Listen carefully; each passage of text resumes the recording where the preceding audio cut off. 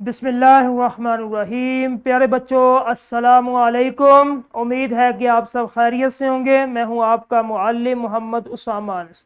बच्चों, आज का हमारा बी लिफ्ट है 53, जिसका तसलसल यकीनन आपने कर लिया। और आज का हमारा काम इबारत में मुतज़ाद अल्फाज की पहचान और इस्तेमाल कर सके। ठीक है, ये पहले भी हमने किया, इसको देख लें कि तज़ाद किसे कहते हैं। मुतज़ाद अल्फाज जो है उसको किस तरह हमने इस्तेमाल करना। मुतज़ाद अल्फाज एक दूसरे की जिद जिद उलट। ठीक है, जिस तरह ये सामने स्लाइड पे ये वाइट है, ये काला है, ठीक है, ये ब्लैक है, ये ठीक है, सफ़ेद और सियाह।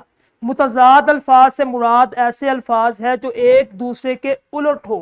ये जुबान में तवाज़न और गहराई पैदा करते हैं।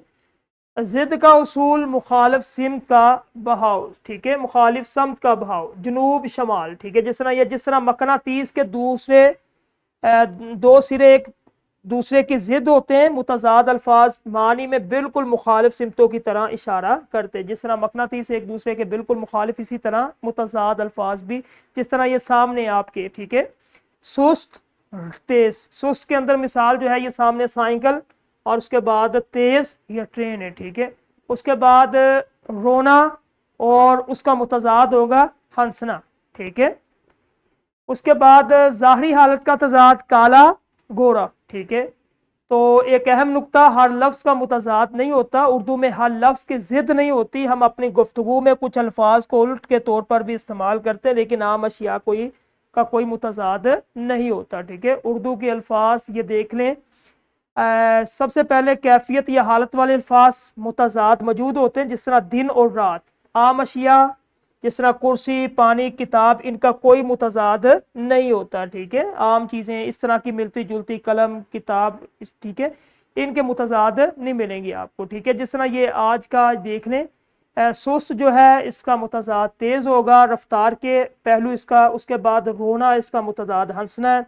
काला, इसका मुतज़ाद गोरा। अब इबारत के अंदर हमने मुतज़ाद अल्फाज का इस्तेमाल किस तरह करना है। ठीक है, जिंदगी के सफर में कभी इंसान को हंसना पड़ता है तो कभी रोना। वक्त का पहिया कभी बहुत तेज चलता महसूस होता और कभी बहुत सुस्त।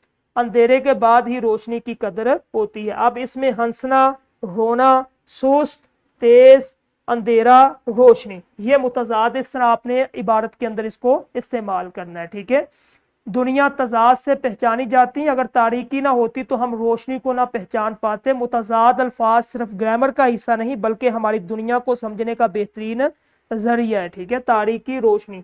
अब इसको देखें आप। उसके बाद ये आपके पास है तदरीसी जांच, इसको मुकम्मल करना है। क्लास के अंदर ये सरगर्मी सारे बच्चे करेंगे, असातिज़ा करवाएंगे। मुतज़ाद की एक इबारत दें, उसके अंदर जो है या जुमले दें पहले, उसके बाद एक इबारत जिसके अंदर वो बच्चे मुतज़ाद को इस्तेमाल कर सके, अल्फाज को जिसके अंदर लफ्ज़ भी हो उसका मुतज़ाद भी हो। ठीक है, उसके बाद ये काम आपने करना है, वर्क बुक का घर से करना है। तो आज का हमारा लेक्चर ख़त्म हुआ। कल इंशाल्लाह एक नए लेक्चर के साथ मिलेंगे। अस्सलामु अलैकुम।